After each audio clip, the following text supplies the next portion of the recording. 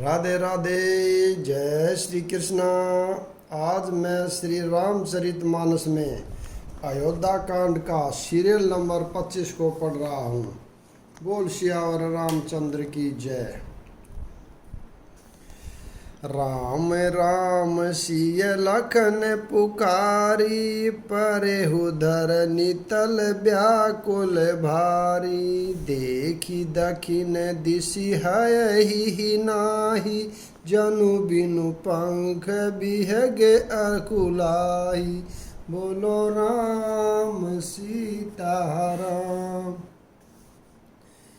निषाद को अकेले आया देखकर सुमंतर हाय हाय राम, हा राम, हा राम, हा राम, हा सीते, हा लक्ष्मण पुकारते हुए बहुत व्याकुल होकर धरती पर गिर पड़े। रथ के घोड़े दक्षिण दिशा की ओर जिधर श्री रामचंद्र जी गए थे देख देख कर हिन हिनाते हैं, मानो बिना पंख के पक्षी व्याकुल हो रहे हैं। नहीं तृण चर चरहि न पियहि जलू, मोचहि लोचन बारी। व्याकुल बहे निषाद सब, रघुबर बाजी निहारी। बोलो राम सीता राम। वे न तो घास चरते हैं न पानी पीते हैं, केवल आँखों से जल बहा रहे हैं। श्री रामचंद्र जी के घोड़ों को इस दशा में देखकर सब निषाद व्याकुल हो गए। धरि धीरजु तब कही निषादु, अब सुमंत्र परहि विषादु। तुम्हें पंडित परमारथ ज्ञाता, धरहु धीर लखी विमुख विधाता। बोलो राम सीता राम। तब धीरज धरकर निषाद राज कहने लगा, हे सुमंत्र जी, अब विषाद को छोड़िए, आप पंडित और परमार्थ के जानने वाले हैं। विधाता को प्रतिकूल जानकर धैर्य धारण कीजिए। विविधि कथा कही कही मृदुबानी, रथ बठारेहु बर बस आनी। शोक शिथिल रथु सकई नहाकी, रघुबर बिरह पीर उर बाकी। बोलो राम सीता राम। कोमल वाणी से भांति भांति की कथाएं कहकर निषाद ने जबरदस्ती लाकर सुमंतर को रथ पर बैठाया, परंतु शोक के मारे वे इतने शिथिल हो गए कि रथ को हाँक नहीं सकते। उनके हृदय में श्री रामचंद्र जी के विरह की बड़ी तीव्र वेदना है। चर फराही मग चलहि न घोरे, बन मृग मनहु आनी रथ जोरे। अढुकी परहि फिर हेरई पीछे, राम वियोगी विकल दुख तीछे।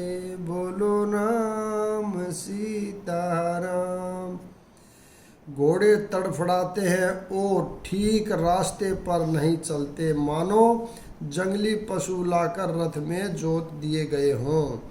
वे श्री रामचंद्र जी के वियोगी घोड़े कभी ठोकर खाकर गिर पड़ते हैं, कभी घूमकर पीछे की ओर देखने लगते हैं। वे तीक्ष्ण दुख से व्याकुल हैं। जो कह राम लखनु बदेही, ही करी हित हे रहिते ही। बाजी बिरह गति कई किमि जाति, बिनु मनि फनिक बिकल जई भाति। बोलो राम सीता राम। जो कोई राम लक्ष्मण या जानकी का नाम लेता है, घोड़े हिंकर उसकी ओर प्यार से देखने लगते हैं। घोड़ों की वीर दशा कैसे कही नहीं जा सकती। वे ऐसे व्याकुल हैं जैसे मणि के बिना सांप व्याकुल होता है। बहु निषादु विषाद बस देखत सचिव तुरंग, बोली सुसेवक चारि तब दिए सारथी संग। बोलो राम सीताराम। मंत्री और घोड़ों की यह दशा देखकर निषाद राज विषाद के वश हो गया। तब उसने अपने 4 उत्तम सेवक बुलाकर सारथी के साथ कर दिए। गुहे सारथी फिरेहु पहुँचाई, बिरहु विषादु बरन नहीं जाई। चले अवध लई रथ ही निषादा, होई छनहि छन मगन विषादा। बोलो राम सीताराम। निषाद राज गुह सारथी सुमंतर जी को पहुंचा कर विदा करके लौटा। उसके विरह और दुख का वर्णन नहीं किया जा सकता। वे चारों निषाद रथ लेकर अवध को चले। सुमंतर और घोड़ों को देख कर वे भी क्षण क्षण भर विषाद में डूबे जाते थे। सोच सुमंतर विकल दुख दीना, दिग जीवन रघुबीर बिहीना। रही न अंतहु अधम शरीरु, जसु न लहेहु बिछुरत रघुबीरु। बोलो राम सीताराम। व्याकुल और दुख से दीन हुए सुमंतर जी सोचते हैं कि श्री रघुवीर के बिना जीने को धिक्कार है। आखिर यह अदम शरीर रहेगा तो है ही नहीं। अभी श्री रामचंद्र जी के बिछड़ते ही छूटकर इसने यश नहीं ले लिया। भये अजस अध भाजन प्राणा, कवन हेतु नहीं करत पयाना। एह मंद मनु अवसर चूका, अजहुन हृदय होत दुई टूटा। बोलो राम जी टूका। बोलो राम सीताराम। ये प्राण अपयश और पाप के घोड़े हो गए हैं। अब ये किस कारण कुछ नहीं करते, यानी निकलते नहीं। हाय नीच मन, बड़ा अच्छा मौका चूक गया। अब भी तो हृदय के 2 टुकड़े नहीं हो जाते। मीजी हाथ सिरु धुनि पछिताई, मनहु कृपन धन राशि गवाई। बिरिद बांधि बर बीरु कहाई, चले हु समर जनु सुबट पराई। बोलो राम सीताराम। सुमंतर हाथ मल मल कर और सिर पीट पीट कर पछताते हैं, मानो कोई कंजूस धन का खजाना खो बैठा हो। वे इस प्रकार चले मानो कोई बड़ा योद्धा वीर का बाना पहनकर और उत्तम शूरवीर कहलाकर युद्ध से भाग चला हो। बोलो राम सीताराम। विप्र विवेकी वेद विधि, सम्मत साधु सुजाति। जिमि धोखे मद पान कर, सचिव सोचते ही भांति। बोलो राम सीताराम। जैसे कोई विवेकशील वेद का ज्ञाता, साधु सम्मत आचरणों वाला और उत्तम जाति का ब्राह्मण धोखे से मदिरा पी ले और पीछे पछताए, उसी प्रकार मंत्री सुमंतर सोच कर रहे हैं, यानी पछता रहे हैं। जिमि कुलीन तिय साधु सयानी पति देवता कर्म मन बानी रही क्रम बस परिहरि नाहु सचिव हृदय तिमि दारुण दाऊ। बोलो राम सी। किसी उत्तम कुल वाली साधु स्वभाव की समझदार और मन वचन कर्म से पति को ही देवता मानने वाली पतिव्रता स्त्री को भाग्यवंश पति को छोड़कर रहना पड़े, उस समय उसके हृदय में जैसे भयानक संताप होता है वैसे ही मंत्री के हृदय में हो रहा है। लोचन सजल डीठी भई थोरी सुनहि न श्रवण विकल मति भोरी। सूख ही अधर लागी मुँह लाटी जीव न जाई उर अवधि कपाटी। बोलो राम सीताराम। नेत्रों में जल भरा है, दृष्टि मंद हो गई है, कानों में सुनाई नहीं पड़ता, व्याकुल हुई बुद्धि बेठिकाने हो रही है, होठ सूख रहे हैं, मुंह में लाठी लग गई है, किंतु प्राण नहीं निकलते क्योंकि हृदय में अवध रूपी किवाड़ लगे हैं। अर्थात 14 वर्ष बीत जाने पर भगवान फिर मिलेंगे, यही आशा रुकावट डाल रही है। विवरण बहु न जाई निहारी मारे सिमनहु पिता महतारी। हानि गलानि विपुल मन व्यापी जमपुर पंथ सोच जिमि पापी। बोलो राम सीताराम। सुमंतर जी के मुख का रंग बदल गया है, जो देखा नहीं जाता। ऐसा मालूम होता है मानो इन्होंने माता पिता को मार डाला हो। उनके मन में राम वियोग रूपी हानि की महान गलानी छा रही है, जैसे कोई पापी मनुष्य नरक को जाता हुआ रास्ते में सोच कर रहा हो। बचनु न आवे हृदय पछिताई अवध कहा मैं देखब जाही।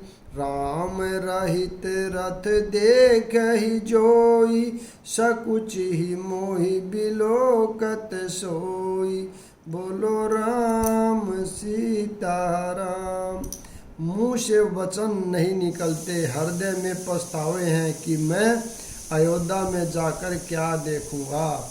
श्री रामचंद्र जी से शून्य रथ को भी जो भी देखेगा वही मुझे देखने में संकोच करेगा, अर्थात मेरा मुंह नहीं देखना चाहेगा। दाई पूछ है मोहि जब बिकल नगर नर नारी।